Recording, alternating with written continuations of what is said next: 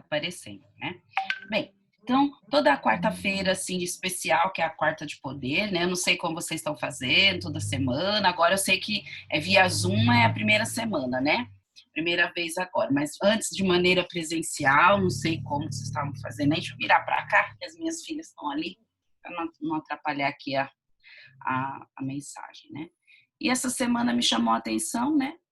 Eu gostei muito, porque está falando sobre o sacerdote do lar, né? Que seria um sacerdote do lar.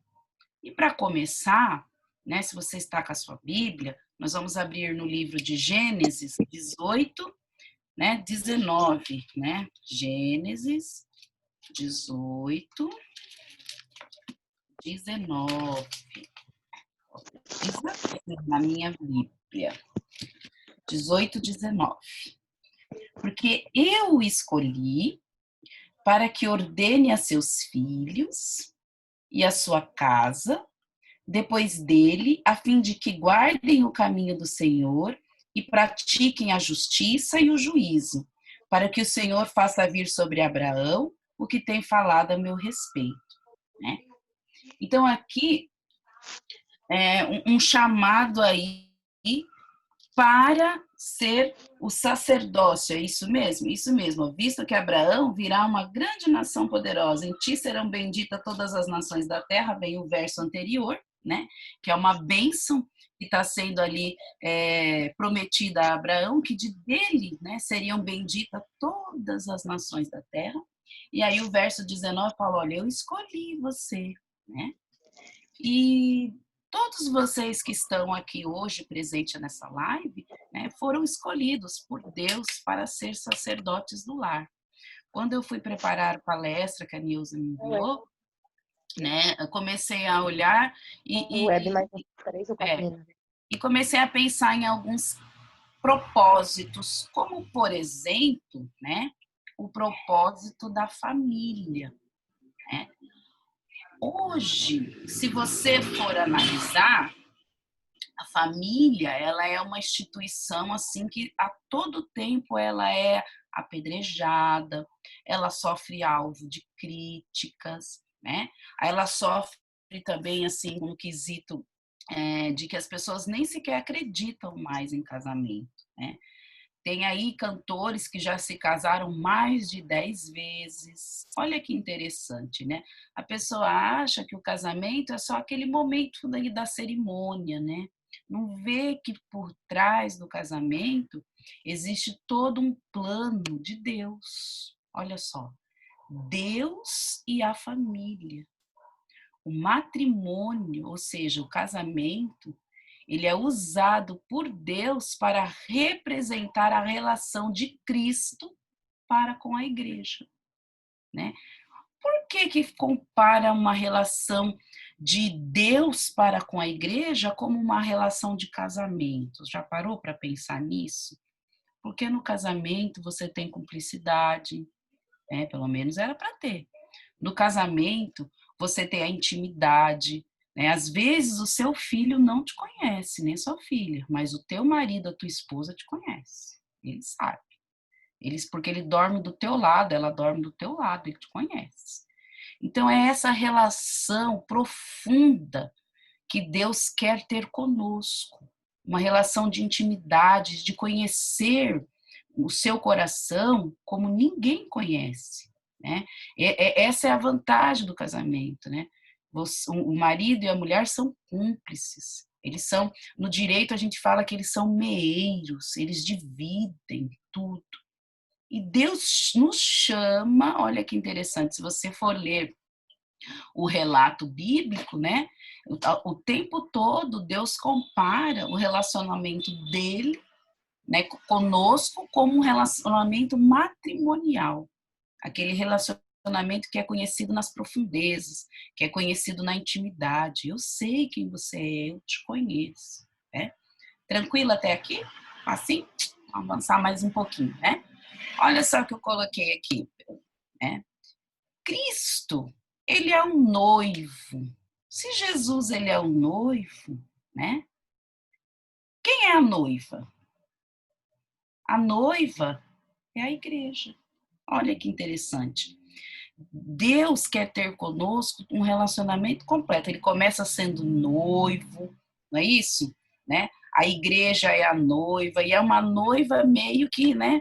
Não é muito correta essa noiva. Essa noiva abandona, essa noiva perde o horário da festa, essa noiva esquece que tem um compromisso com Deus, né?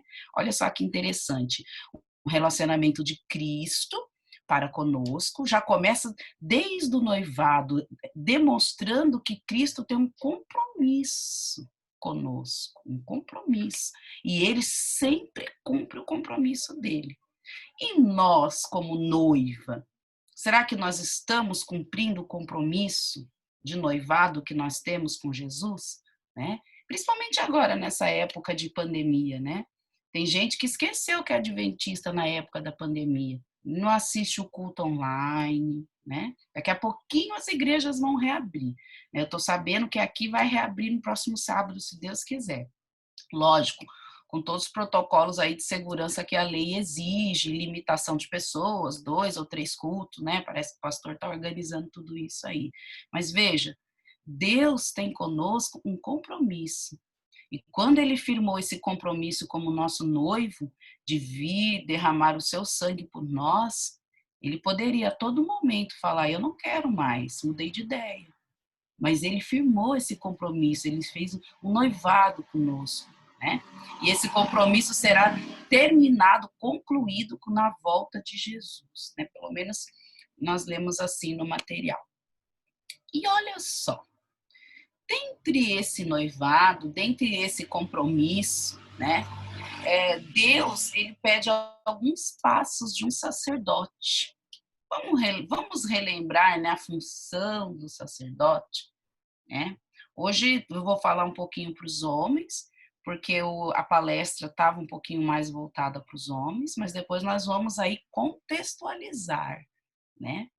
Quando o sacerdote ele ia oferecer o sacrifício, né, da manhã, o sacrifício da tarde lá no templo, o que ele tinha que fazer? Primeira coisa que o sacerdote tinha que fazer, ele precisava santificar-se. O que seria o santificar aqui do sacerdote?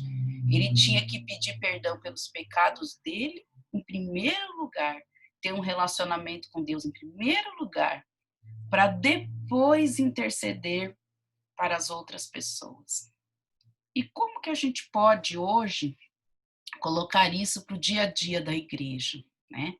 Você aqui que é o sacerdote do seu lar, pai de família, né?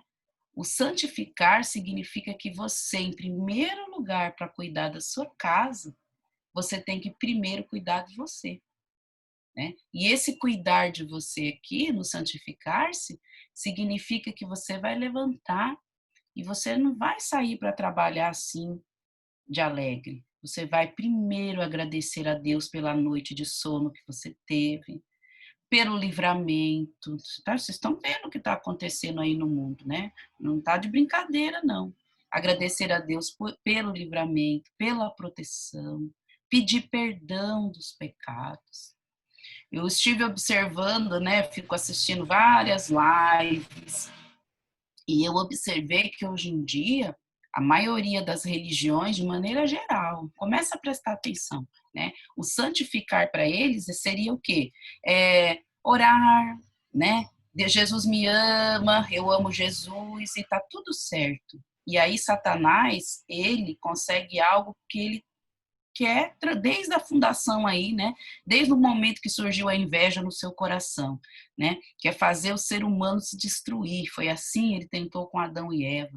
Né? E como que faz o ser humano se destruir? Olha, ele pode aí falar que é de Jesus, mas se ele se ajoelha e não pede perdão dos pecados dele, ele não se santifica, ele não se santificou.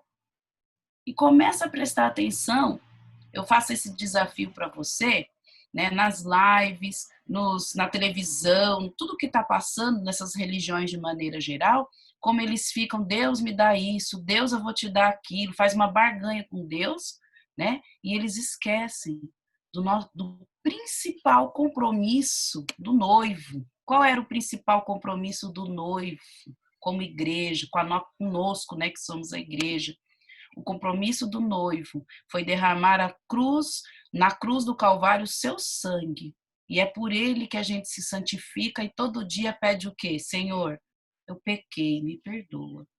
E se eu tiver pecado sem saber, o Senhor me perdoa também. Então, começar o dia se santificando é pedir perdão dos pecados, né? Depois, você vê que o livro de Gênesis que nós lemos, né? Abraão, ele foi chamado para ser ali bendito da terra.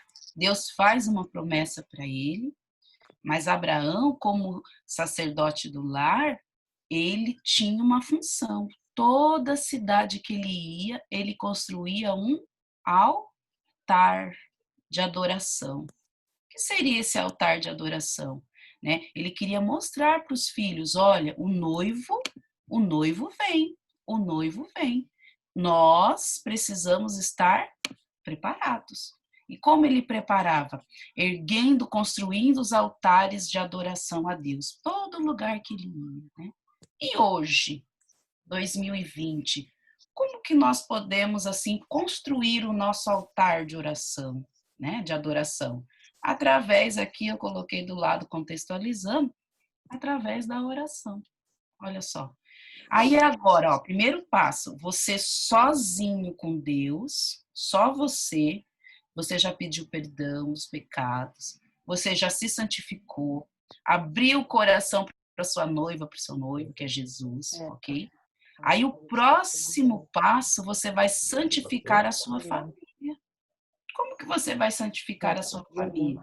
Você vai lá no quarto, mas eu saio muito cedo. Quando eu saio, as crianças estão dormindo. Vai lá no quarto, ajoelha perto da cama das crianças, ora. Você pensa que eles não estão vendo, mas as crianças são muito espertas, viu?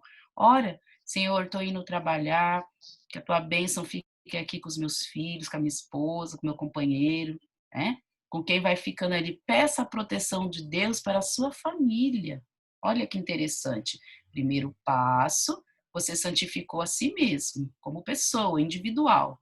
Agora você está buscando santificar através da oração a sua família. E como você faz isso? A igreja adventista tem inúmeras, né? Você tem a lição da escola sabatina para você ali santificar sua família, né? Contando a historinha para as crianças. Ou você pode ler ali um versículo da Bíblia, coisa rápida, não pode demorar mais do que 10 minutos, porque é uma coisa rápida, né? Tem gente que acha que tem que fazer o culto da manhã e da noite e tem que ser um culto assim de 3 horas. No outro dia ninguém vai querer participar, ninguém. Né? Tem gente que acha que tem que acordar às 4 da manhã. Não, não precisa. Não vai chamar seus filhos num frio gelado, 4 horas da manhã. Vamos santificar. Ele vai ficar te odiando se você fazer isso. Entendeu? Então, acordou, filho, filha, mãe quer orar com você, lê um texto da Bíblia, ou sei lá, lê a meditação. Aqui em casa nós gostamos de usar a meditação de manhã com as meninas, né? O nosso hábito é esse. À noite, muitas vezes eu estou na faculdade, as meninas, cada um está num lugar, não dá tempo. Então, o que a gente faz à noite? À noite é só uma oração, uma leiturinha da Bíblia. Cada um vai, né, para os seus compromissos, né? Opa, quem está rabiscando aí? É função do sacerdote deixar o lar um lugar em que exista alegria, que existe a cortesia, o amor, a esperança. Isso aqui está no Conselho sobre Saúde, página 100. Né? Tem alguma criança participando aí da reunião e está rabiscando aí, não sou eu não. Então, olha só, né? Por que deixar a casa um ambiente alegre, cortês, né? Porque é tão difícil, gente, você chegar na sua casa, você abriu a porta, seu companheiro, sua esposa, seu esposo, já vim jogando um balde de problema. Olha, o seu filho fez isso, olha, a sua filha fez aquilo, é PPP. Aí você só tá com fome, só quer saber da janta e a mulher, ou o marido, ou o filho, seja lá quem é, despejando. Não, né? É função do sacerdote deixar o lar um ambiente alegre e feliz, né? É função dele demonstrar amor e a esperança dentro do lar. É uma tarefa difícil. Se tem solteiro aqui na live, presta atenção. Se você quer se casar, lembre-se que você vai firmar um compromisso. Assim como Jesus fez um compromisso com a igreja, você vai fazer um compromisso com a sua família, viu? Deixar o lugar que você vive um lugar alegre, né? Nesses anos de ministério, eu tenho visto tanta coisa, pessoal. Deixa eu tô controlando a hora aqui. Tanta coisa de que a família consegue, aí o sacerdote, a mãe, às vezes o pai, consegue destruir um ambiente familiar com reclamações sem fim, né? Nada a pessoa tá feliz. Pode ser, pode vir, é perigoso Jesus voltar e a pessoa nem vê, vai falar, demorou, vai reclamar Jesus, porque demorou tanto assim, né? A pessoa vai reclamar que Jesus demorou para voltar. Gente, por favor, vocês têm um compromisso. E é um compromisso com o noivo, que é Cristo Jesus. E esse compromisso, ele deve ser mostrado para os seus filhos, deve ser mostrado na sua casa. É assim que a gente preserva e não deixa, depois, quando os nossos filhos crescem, eles vão embora. Porque um lugar que só tem reclamação, que só tem briga, não é um ambiente em que as pessoas querem ficar. Você já foi num lugar assim? Eu já fui, né? Um lugar que você chega para, bom dia, tudo bem? Quem tá olhando o quê? Quer o quê? É ou não é? Já foi, né? Vocês estão rindo é porque vocês já foram em lugar assim, né? Não. Nós, como cristãos, somos diferentes.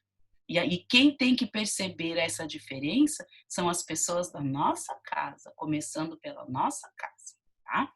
Vou avançar mais um pouquinho, a gente tem 10 minutos, aí cai e volta de novo. É isso mesmo, Nilza? Que é 45 minutos cada reunião. Se cair, pessoal, eu tô vendo aqui que nós temos 10 minutos.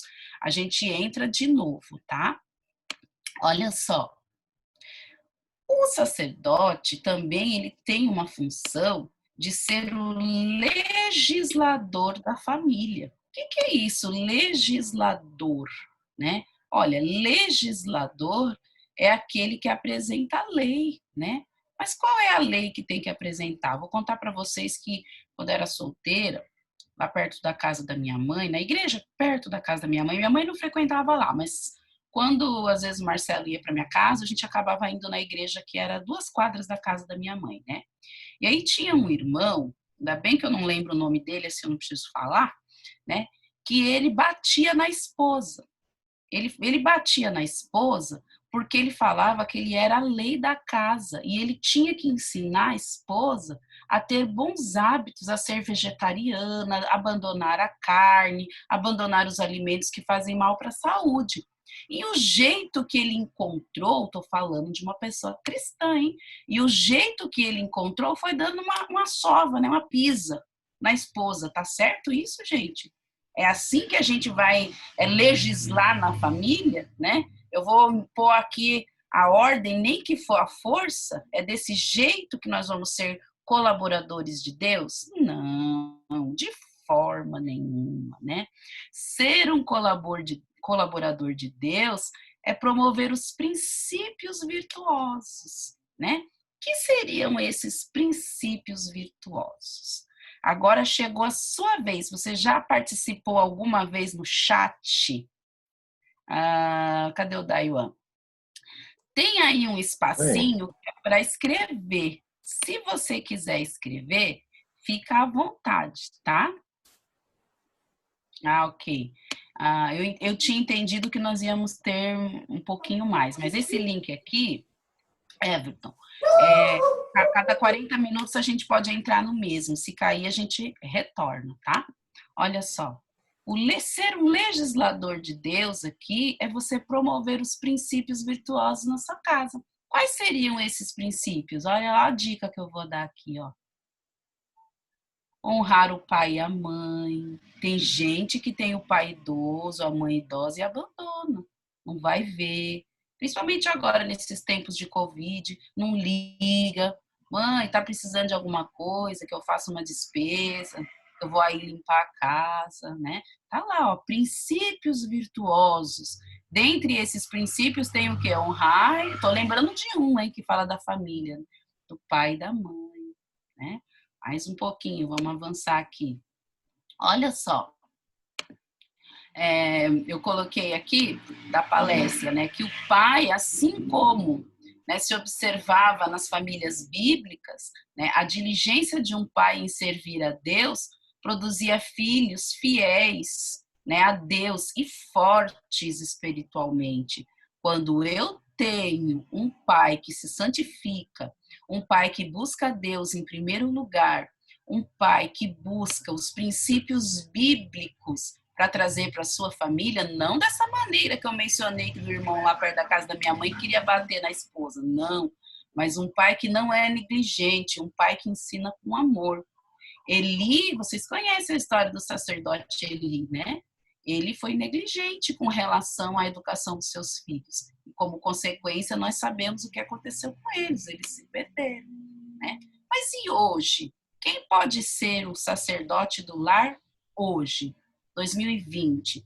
Porque as famílias, elas mudaram, né? Nós temos família solo, aqui eu trouxe um exemplo, que é um pai sozinho criando 2 filhos, né? Ele não tem o ideal de família, né? Que foi imaginado por Deus, mas ele tem uma família. Coloquei uma outra questão aqui, olha só, é a modernidade. Nós temos hoje casais de esposo e esposa que não tem filhos. Nós temos uma situação aqui, ó, da mãe solteira ou divorciada, né? Nós temos uma outra terceira situação aqui, que é aquela família que mora a avó, o vô, as crianças, o pai, a mãe, todo mundo junto no mesmo ambiente, né? E temos a família tradicional, que é a mãe, o pai, as crianças. E aí, né? Quem vai ser o sacerdote da casa nesse caso aqui? Se for a mãe sozinha, ela vai ser a mãe solo, né, que se diz, ela vai ser a responsável, né, por ser o sacerdote da sua casa. Se for aqui e agora, nessa confusão aqui que tá a vovó, o vovô, todo mundo, quem vai ser o responsável? Porque às vezes, né, acontece muito, eu vejo, né? Tem-se os filhos, a mãe e o pai trabalham o dia todo, aí pega as criançadas e deixa, né, para a avó e o vô cuidar. E aí, quem vai ser o sacerdote da casa nessa situação hipotética aqui? Ainda é o chefe da família. Olha ele aqui. E aqui, quem vai ser o sacerdote nessa situação? Tem só o esposo e a esposa, não tem filhos. Aqui, ambos vão ser sacerdotes, ambos vão se santificar, ok? E aqui é a nossa situação comum, né? Tem 3 minutos aqui. A modernidade fez surgir diferentes tipos de famílias, como nós mencionamos. E a gente, às vezes, se preocupa tanto em ser responsável pela educação, pela proteção, pela saúde física e pela saúde mental. Tudo isso aqui está certo. Só que esse que as pessoas deixam por último, em último plano espiritual, deveria ser qual? O primeiro. Porque se esse meu campo espiritual está em sucesso, todas as outras coisas terão sucesso também, ok? Estou correndo aqui por causa da hora. Na página 224 do livro sobre educação, diz o seguinte, né? Avançai em fé e oração, e Deus estará convosco. Deus confiou a você um lar, uma família. Você é um colaborador de Deus. Não importa qual é o tipo de família que você tem. Se é mãe solo, se é tradicional, se é sem filhos, né? Se é todo mundo junto aqui misturado, não importa. Você é um colaborador de Deus. Sua força para criar, né, as crianças, suportar aí, trazer o alimento para dentro de casa, vem de Deus. Portanto, não fique sem esse Deus, tá? E ainda diz assim: tomai o jugo de Cristo, aprendendo diariamente dele a mansidão, o autodomínio, né? E Deus vai ser para você descanso e conforto, né? Tô sabendo que eu tenho menos de 1 minuto. Bem, vou correr porque eu tô com medo de vocês não conseguirem voltar na reunião. Se cair, caiu, né? Mas olha só, menos de 1 minuto diz assim: quem semeia, né, perto das águas ali, vai colher. tá? E o que você vai colher? É um dia estar no céu com a sua família quando Jesus voltar. Por isso que eu quis terminar com essa imagem. Jesus voltando e olha as crianças, a família. É do lar adventista, ok? Caiu? Não? Não, não, caiu não, Érica. Então eu vou orar que eu tô com medo de cair. Tá Se bom, cair, né? tá bom. Se Pode cair, orar cair. aqui. Uhum. Querido Deus, que o Senhor possa estar com cada um dos que estão aqui presente, abençoando, que eles possam um dia ver Jesus voltar com a família que o Senhor confiou a cada um de nós. Que o seu Santo Espírito esteja conosco, é em nome de Cristo Jesus que o fazemos. Amém. Amém. Amém.